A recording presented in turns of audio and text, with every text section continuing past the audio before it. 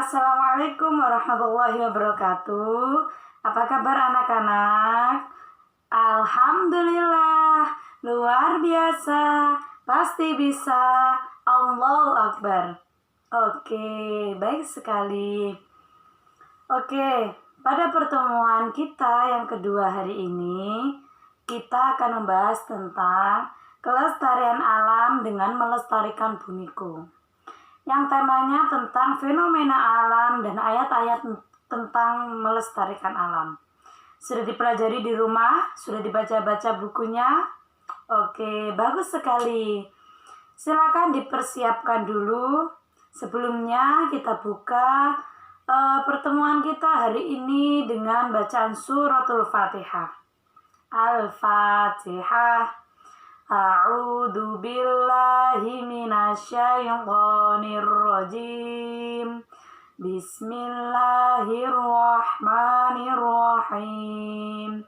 Alhamdulillahi rabbil alamin. Ar-Rahmanir-Rahim. Maliki yaumiddin. Iyyaka na'budu wa iyyaka nasta'in. Ihdinas shiratal mustaqim. Shiratal ladzina an'amta 'alaihim ghairil maghdubi 'alaihim waladdallin. Rabbi ufirli wali walidayya walil mu'minina amin. Ya Rabbal alamin. Rabbi zidna ilman nafi'a warzuqna fahma birahmatika ya arhamar rahimin. Amin. Alhamdulillah, silahkan dibuka buku paketnya halaman 78.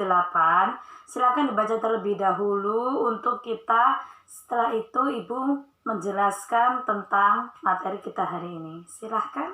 Oke, pada materi hari ini tentang kelestarian alam, terdapat di situ dua surah yang saling berkaitan dengan materi kita hari ini. Yang pertama adalah surah Al-Zalzalah dan yang kedua adalah surah Al-Qari'ah. Kalian tahu surah Al-Zalzalah itu bunyinya bagaimana? Mari kita bunyikan bersama ya. A'udzu billahi minasyaitonir rajim. Bismillahirrahmanirrahim. Idza zulzilatil ardu zilzalaha wa akhrajatil ardu asqalaha. Aqalal insanu ma laha yawma idin tuhadditsu akhbaraha bi anna rabbaka awha laha yawma idin yashdurun nasu ashtatan liyuraw a'malahum faman ya'mal mithqala dzarratin khairan yarah wa man ya'mal mithqala dzarratin syarran yarah. Shadaqallahul adzim.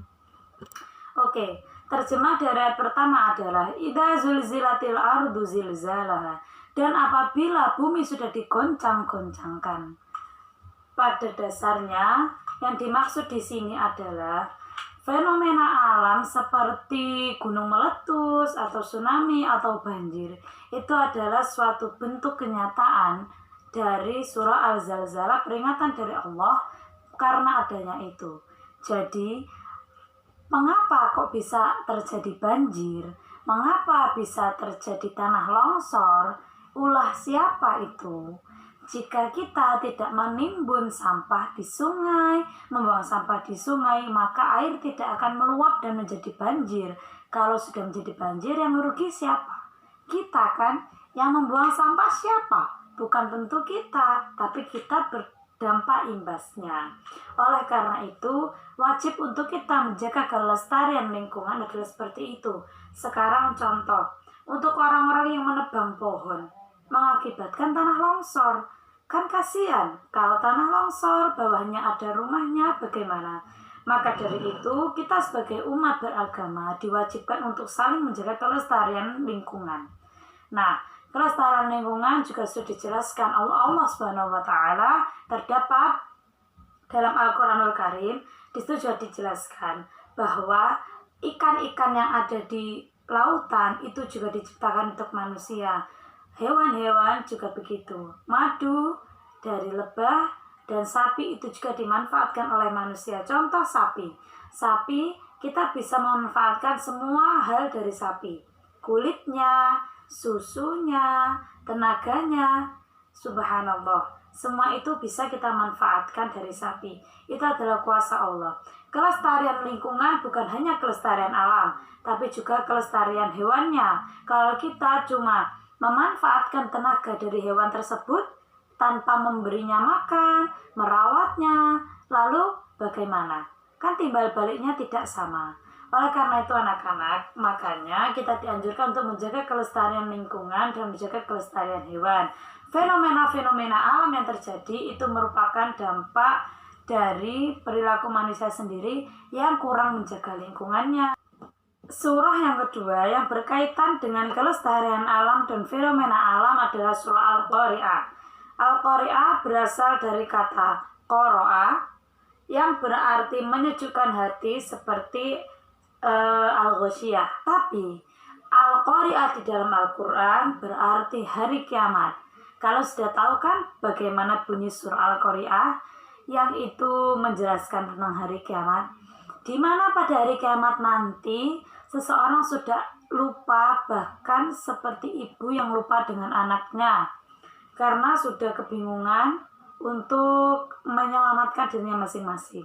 Dan pada hari kiamat, bumi ketika digoncangkan, semua gunung meletus dan suara-suara hewan, manusia bercampur jadi satu. Mungkin kita juga tidak bisa membayangkan ya seperti apa hari kiamat nanti.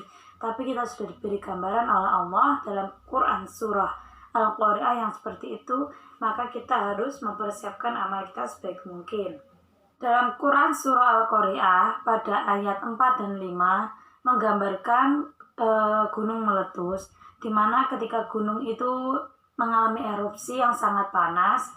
Bayangkan, satu gunung saja bisa mengacaukan banyak daerah yang mengalami, yang terdampak oleh gunung tersebut. Apalagi jika semua gunung di dunia ini meletus, bagaimana? Lavanya keluar, magmanya yang di dalam juga keluar. Kita bisa membayangkan seperti apa itu. Nah, dalam surah ke-6 sampai ke-9 di situ dijelaskan bahwa nanti ada dua golongan orang pada hari kiamat. Yang satu, yang mana timbangannya berat, dan yang kedua, yang mana yang memiliki timbangan yang ringan. Sudah jelas sekali bahwa seseorang yang memiliki timbangan yang berat itu berarti seorang memiliki amal kebaikan yang banyak, dan selama di dunia dia selalu beribadah dan menjalankan semua perintah Allah dan sebisa mungkin menjauhi larangan Allah. Dan untuk orang yang memiliki timbangan yang ringan, sudah dapat dipastikan bahwa dia kurang menjalankan perintah Allah dan lebih sering melakukan larangan-larangan Allah. Nah, nanti ketika di padang mahsyar sana kita akan tahu seperti apa timbangan kita di sana. Oleh karena itu, sudah diwajibkan untuk kita sebagai umat muslim untuk selalu ingat pada Allah, selalu berzikir, menjalankan semua perintahnya dan menjauhi semua larangannya. Oke, selanjutnya adalah pembahasan hadis. Untuk hadis yang pertama adalah hadis yang diriwayatkan oleh Imam Tirmidzi yang berbunyi, qala Rasulullah sallallahu alaihi wasallam, man ahya ardahu maitatahu fahiyalahu. Yang artinya Rasulullah sallallahu alaihi wasallam bersabda, barang siapa yang menghidupkan bumi yang mati, maka dia berhak atasnya. Oke. Yang digarisbawahi adalah dia berhak atasnya. Yang dimaksud atasnya adalah atas bumi tersebut. Bisa diketahui pada zaman Rasulullah dahulu, tanah dan tumbuhan di sana itu gersang. Maka dari itu Rasulullah memberikan penghargaan yang sangat besar untuk seseorang yang melestarikan bumi dan menjaga tanaman dengan memberikan tanah itu menjadi miliknya, karena sudah jelas sekali untuk tanah-tanah yang gersang, untuk tanaman-tanaman yang mati, yang tandus, maka itu berarti tanaman tadi sudah tidak diurus oleh pemiliknya. Maka karena itu Rasulullah lebih memberikan tanah itu kepada orang yang ikut mengurusnya. Itu merupakan penghargaan sangat besar daripada tanaman itu nanti tidak produktif dan tidak bermanfaat lagi. Maka dari itu Rasulullah lebih memberikan kepada orang yang mau mengurusnya. Begitu penjelasannya. Oke, seperti itu penjelasan kita pada materi kedua tentang melestarikan alam, menjaga kelestarian bumiku. Oke anak-anak, bagaimana? Apa ada yang ditanyakan dari penjelasan ibu tadi? Silahkan bertanya.